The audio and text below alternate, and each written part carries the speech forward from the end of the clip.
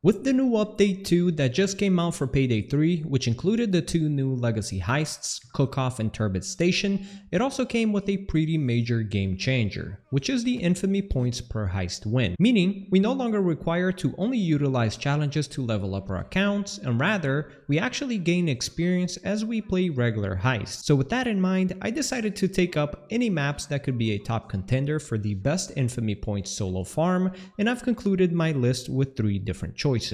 Well, technically 4, but we'll get to that in a second. So without any further ado, let's get right down to the best Infamy farm. First off, before we get to the top 3, I must include this honorable mention. If you're a solo player who usually match makes, one of your best choices will be to queue Road Rage on Overkill. Most players by now know how to farm Road Rage pretty effectively, as it was one of the best matchmaking money farming method. And now I'm sure this farm will continue going strong, as it'll be a pretty solid way to gain 100 Infamy points for probably about 8 to 10 minutes of gameplay, not counting the massive amount of money you make, which I believe is near $1 million.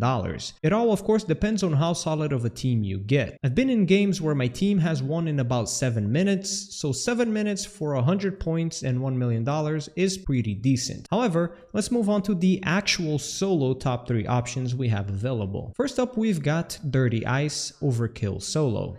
Now, it's not what you might think. We're not aiming for stealth play here. Instead, we're going to be aiming for fast, all bags loud approach. We're able to complete this map in about 6 minutes and 30 seconds when going for all loot in loud. And it's not as tough as you might think anymore. Now surely, you might want to wait until you're decently high enough level so you can tank some shots, but this is how we do this. Upon starting Dirty Ice, we mask up right away and get rid of the guard. We intimidate the entire front room and check out the Employee of the Month code. Then we move on to the inside of the store and search for a phone, tie up an employee, and check out the lunch board room for a code. And see if either one of the codes we got happen to be the code we need to open up downstairs.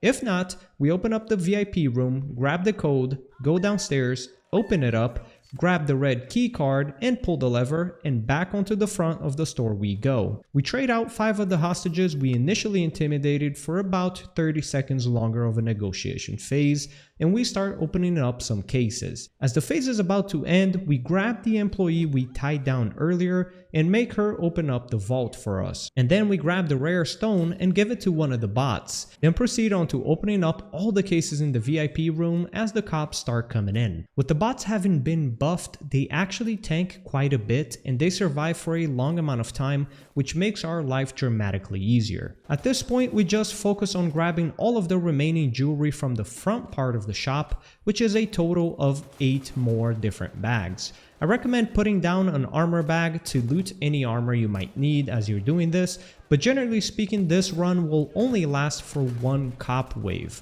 and you can mostly just ignore the cops shooting at you and let your AI mates do the covering. Only occasionally, I recommend taking out the cops if their numbers are getting too large. Once the cop wave is about to end, call out the chopper and start hauling the bags onto the flare, and you're pretty much done. Once the chopper arrives, you just throw the bags on the chopper and it's done. I could have completed this faster if I had called the chopper quicker, but this is a pretty average run that goes to show what that generally looks like. For this run, it took me 6 minutes and 30 seconds and we gained 100 Infamy points without much effort. Next up, for the best farm, we've got the Rock the Cradle farm. This is the same farm you've been doing for money and weapon XP that only takes about 5 minutes. And it still is the most consistent way to farm for XP. For this, what you want to do is rush to the front door, hit a civilian to trigger rush, then lockpick the front door right in front of the guard.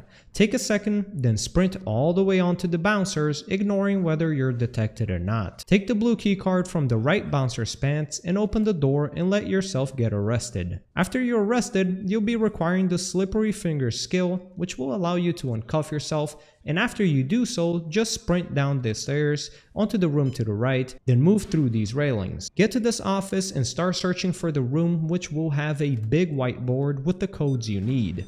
In this run, I had a perfect room, which is right on the first one, but most of the time, you'll have to go around checking each room looking for the whiteboard. There are, I believe, 4 different places the whiteboard can be at, but you get pretty much used to it eventually. After finding out the correct switch, make your way back onto the switch and shut off the correct switch, go back onto the office and interact with the computer, and this will open up the crypto vault. Grab the crypto wallet and stealth your way onto the escape point, deliver the crypto, and make your way back upstairs. In this run, I messed up, but usually put an ECM jammer down onto the floor and run onto the escape point, trigger the ECM jammer, and this will delay the radio long enough for you to complete this heist completely stealth. And you'll end up triggering the alarm and miss out on 30 infamy points. This run only took 2 minutes and 30 seconds. They do, however, usually take longer. I just happen to have the perfect spawn.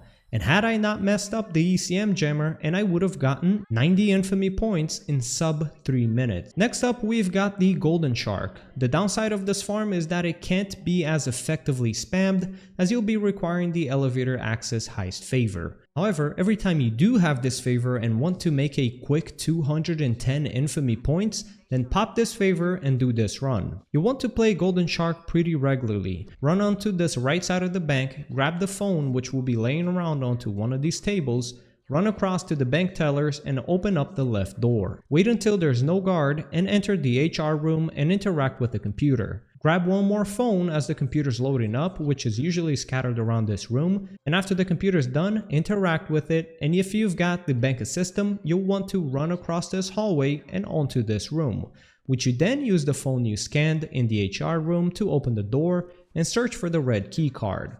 You then sprint onto the upstairs entrance, and if you get caught by a guard, just wait until he reaches you and hack his phone and proceed with sprinting to upstairs. Sprint to the server room and begin interacting with it. After doing so, run onto one of the IT rooms. There are 2 in this map, 1 on each side, so there's a 50-50 chance you enter the right room, and wait until the computer breaks and asks you to repair. With enough luck, you're in the right room and you interact with the computer to fix the other one.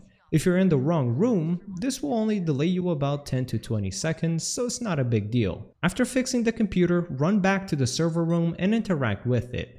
Get the vault code and open the vault and start the lasers minigame. Leave a microcam on this wall to allow you to see the correct colors without running back and forth every time, and proceed to turning off the 4 switches from the various different control panels scattered around upstairs. After you're done with all 4, run back to the vault and turn off the lasers. Hopefully by this point you've come across the bank manager and swiped his blue key card, and if not, search for him and grab his blue key card. He usually walks around in circles upstairs. Run to his office, interact with this computer, then sprint back onto the vault, open the vault, and start hauling the bags. If you haven't killed the camera guy by now, which I recommend you do so, make sure you throw your cash bags in this corner so neither the officer nor the camera spots it out.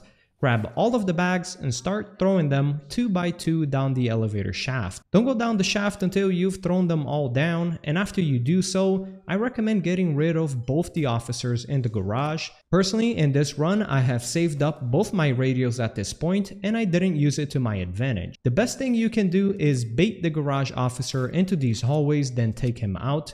But instead I was too stubborn and decided to sprint back and forth with the bags and got spotted by the guard on the very last bag, which meant I had to kill him, and he was quickly spotted by the camera in the garage, which still enabled me to finish the heist but to lose my stealth bonus. What I recommend you do to do this correctly is take out the camera guy earlier in the run and then take out the 2 officers in the garage if you want to play it safe. This will make it so that everyone goes into search mode, but it won't really matter because it won't get you detected as they don't actually come downstairs at this point.